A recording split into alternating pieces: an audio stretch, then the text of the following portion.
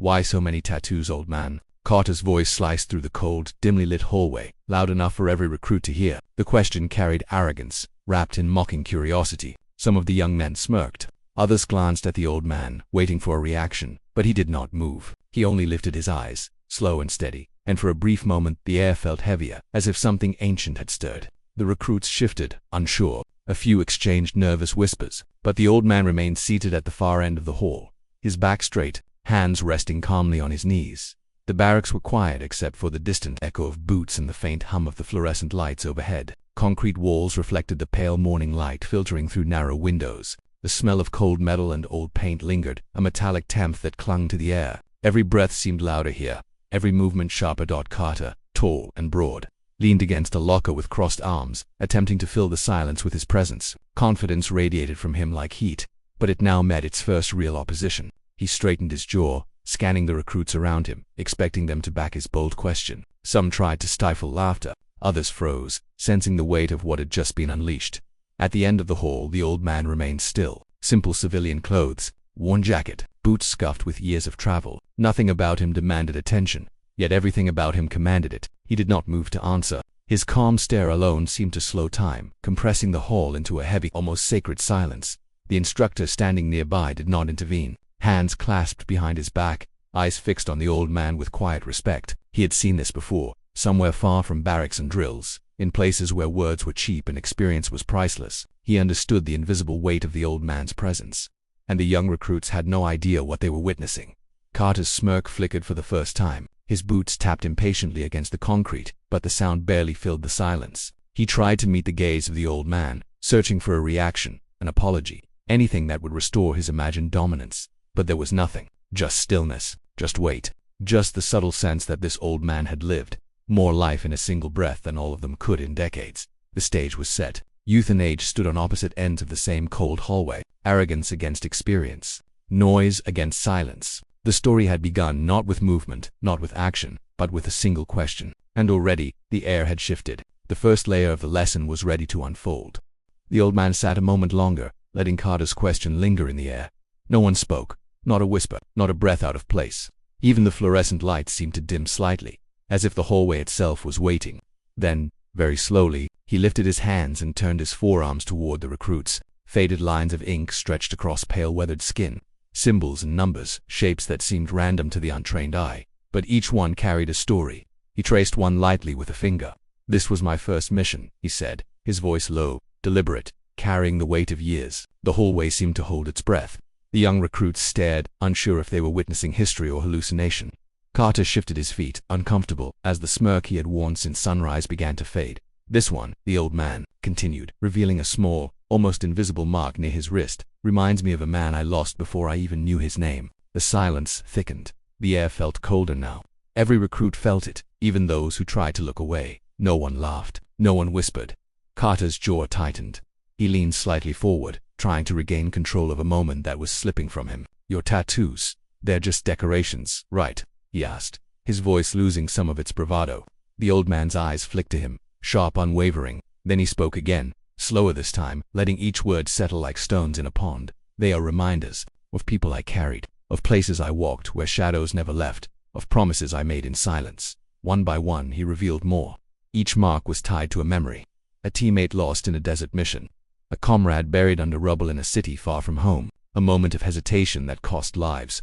The old man spoke without flourish, without drama, but the weight of his words, the depth of his calm, made every young recruit feel the ground beneath them shift. Carter swallowed. His voice was gone. His confidence felt thin, like smoke in the wind.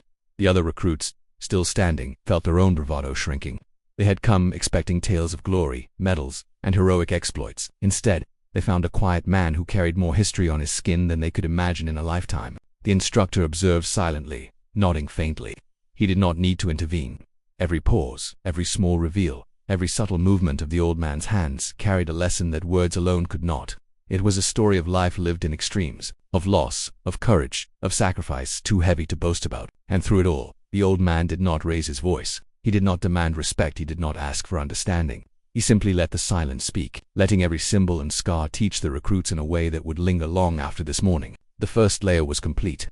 The young men understood now that these tattoos were not vanity. They were history. They were grief. They were honor. And Carter, for the first time, felt the beginning of a lesson he could not challenge or dismiss. The old man leaned back slightly in his chair, the pale morning light falling across his weathered face. He let the silence stretch a moment longer, allowing every heartbeat in the room to settle into the same rhythm. Then he began to speak, his voice still quiet, deliberate, but carrying an unshakable authority. "These marks," he said, gesturing toward the tattoos on his arms and chest, "are not just for memory. They are witnesses. Witnesses to the missions no one talks about, missions that no medals can honor." The words cut through the hallway like a cold wind, unsettling even the bravest of recruits. Carter's smirk had long since vanished. The young men exchanged uneasy glances. They had expected stories of pride and heroism, but now the weight of hidden truths pressed down on them.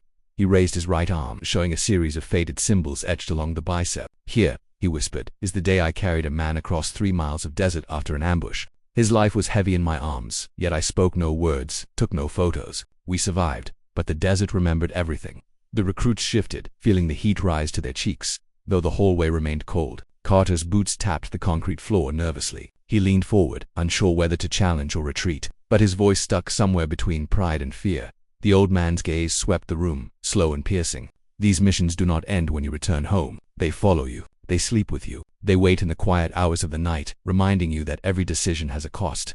He traced another tattoo along his forearm, a small, dark symbol nearly hidden beneath faded lines. "This one," he said softly, "was a choice. A mission where hesitation could have meant death for all of us. I carried the blame, though no one else knew. I lived with the silence, because silence is often the only thing that keeps a team alive." The young men listened, their bravado dissolving with each revelation. Even Carter's wide stance no longer commanded the room. He felt the weight of decades pressed down, a gravity stronger than muscles or pride. The old man's presence, calm but unyielding, made every boast seem empty, every laugh hollow. He paused. The quiet stretched like a taut rope, vibrating with unspoken history. "My brothers and sisters in service," he continued, voice soft but firm, "do not live for recognition. We do not speak of glory. We remember, we honor, we survive, and we carry those we lost in silence." A faint shiver ran through the recruits. They had never heard such a thing in any classroom, any briefing, or any storybook heroics. This was raw, real, heavy. Carter's shoulders slumped slightly. For the first time, he understood that experience, grief, and courage did not announce themselves with noise. They moved quietly, like shadows that refused to be ignored. The old man's voice trailed into silence. No flourish, no final punch, just a weight that lingered, pressing on the young men, asking them to acknowledge it, respect it, and carry it forward in ways they could not yet understand. The second layer had revealed itself, not with fanfare, not with bravado, but with quiet truth. And for Carter, the lesson had begun to penetrate deeper than he ever imagined. The old man inhaled slowly, letting the faint hum of the fluorescent lights fill the pause between words. Every recruit sensed the weight of that pause, the gravity of someone who had lived decades where every decision could cost a life. Carter shifted again, restless, but unsure how to pierce the calm that radiated from the old man. He began to trace a tattoo along his upper chest, a faded symbol intertwined with letters no one in the room recognized. "This one," he said, voice low and deliberate, "is for a mission that no history book remembers, a city swallowed by shadows, and men whose names I carried in my heart for years before they were even spoken." He paused, letting his eyes wander across the room. The young recruits felt the air tighten around them. Even the faint sound of boots in the hallway outside seemed to fade into nothingness. The old man's gaze settled briefly on Carter. Carter's chest rose and fell faster, a subtle tremor betraying his attempts to stay composed. "They were young, full of fire, much like some of you," he said, gesturing slightly toward the group. "You carry pride and confidence like armor, but pride can kill." The words landed heavier than a hammer, each syllable demanding attention. He continued, showing another mark along his forearm, small and dark, almost invisible unless you were close. "This one is for a boy I trained personally. Talented, fearless, arrogant in his youth. He made a single mistake, one moment of hesitation, and I could not save him. I carried him in silence, and I still carry the weight of that day." A shiver ran through the room. The recruits looked down at the floor. Some swallowed hard. Carter's boots no longer tapped the concrete. His jaw clenched, and his hands tightened into fists. He felt, for the first time, the insignificance of noise, the fragility of arrogance in the face of true experience. The old man paused again, letting the silence stretch long enough for the recruits to absorb the reality of his words. Then he spoke again, softer now, almost a whisper, but impossible to ignore. "These marks are not for me. They are for them. For every man I could not save. For every life I could not bring back. They remind me why I continue to wake in the dark, why I continue to sit quietly while the world moves around me. They remind me of responsibility, of legacy, of the cost of living when others cannot." The hall was still, The light flickered once. Carter's eyes, wide and unblinking, finally met the old man's gaze. No smirk remained, no bravado, only the realization that he had underestimated the depth of a life fully lived. The old man's final gesture was subtle. He placed his hand over the tattoo on his chest, the one closest to his heart. It was the smallest, quietest mark, but it carried the heaviest truth. For the first time, Carter understood that courage, sacrifice, and grief were not symbols on paper, medals on a chest, or loud stories to impress. They were etched into the flesh of those who had lived them. The recruits remained frozen. The silence was thick and complete. For Carter, a seed of respect had been planted, growing heavier than anything he had ever known, and the old man, still seated, allowed them to feel it fully. No words were needed to finish the lesson. The third layer had been revealed, not with fanfare, not with speech, but with the unrelenting weight of truth. The old man remained seated at the far end of the hall, the dim morning light tracing the lines of his face. Every tattoo on his arms and chest had been revealed, each carrying a story of loss, survival, and sacrifice. The recruits were silent, their eyes wide, every heartbeat echoing in the cold, concrete room. Carter stood closer now, chest heavy, boots planted firmly, but his confidence was gone. He had expected arrogance, jokes, easy answers. He had not expected to feel so small, so unarmed against the quiet power of a life fully lived. The old man lifted his sleeve one last time, revealing a tattoo on his inner bicep, almost hidden beneath faded ink. It was simple, almost unremarkable, but the air around it felt thick, charged with unspoken weight. "This one," he said softly, voice deliberate, "is for the boy I could not save. My first teammate, my first failure, and the reason I carry every one of these stories on my skin." The room seemed to hold its breath. The light flickered, shadows stretching across the floor, lengthening the silence. Every recruit leaned forward slightly, sensing that this moment was unlike any they had witnessed before. Even Carter did not move. His jaw was tight, his hands clenching at his sides. The old man's gaze shifted slowly, finally meeting Carter's eyes. It was quiet, still immovable. Then he spoke the line that would echo long after the hallway emptied. "These tattoos are not for showing off. They are for remembering the cost of life, something you will understand only when you have carried the weight of others, not just your own pride." The silence that followed was almost unbearable. No one breathed at first. Even the air seemed to pause, waiting for someone to shatter the moment. Carter felt a chill run down his spine. He could not respond, could not speak, could not smirk. All he could do was stare, stripped of pretense, humbled by the gravity in that gaze. The instructor shifted, his hands behind his back, watching silently. He knew that lesson had landed. No applause, no words, no commendation could match the impact of truth delivered this way. It was deeper than any order, stronger than any drill, heavier than any punishment. The recruits understood now. Experience outweighed arrogance, silence outweighed noise, sacrifice outweighed bravado, and the young men, even the loudest among them, felt a weight settling in their chests, a respect they could not fake, a lesson they could not ignore. Carter swallowed hard. He finally exhaled, a slow, quiet surrender to something he could not yet name. For the first time, he felt the meaning of legacy, of true courage, of life lived with the weight of others resting upon it. The old man lowered his arms, resting his hands on his knees again. No flourish, no celebration, just presence, just gravity, just a life that spoke louder than words, louder than pride, louder than anything the young recruits had ever seen. And in that silence, the lesson landed completely. The climax had arrived, unshakable, unforgettable, permanent. The old man lowered his arms, resting his hands on his knees once more. The tattoos, the stories, the missions, they had all been revealed. And yet, the room was quieter than it had been at any point in the morning. No applause, no laughter, only the weight of truth, pressing softly, profoundly, into the hearts of every young recruit.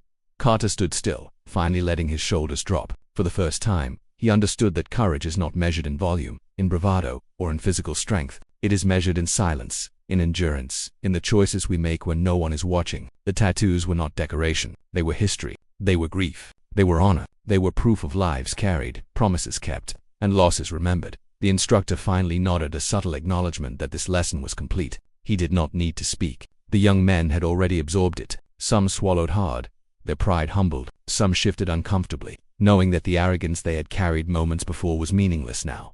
The old man's eyes, calm and steady, swept across the room one last time. "Respect," he said softly, "is not demanded. It is earned, through actions, through choices, through the weight of life you carry on your own shoulders and on the shoulders of others." The words hung in the air, heavier than any command, more enduring than any medal. They were a quiet call to understanding, a reminder that the world does not reward the loudest, but the ones who endure, the ones who honor, the ones who remember.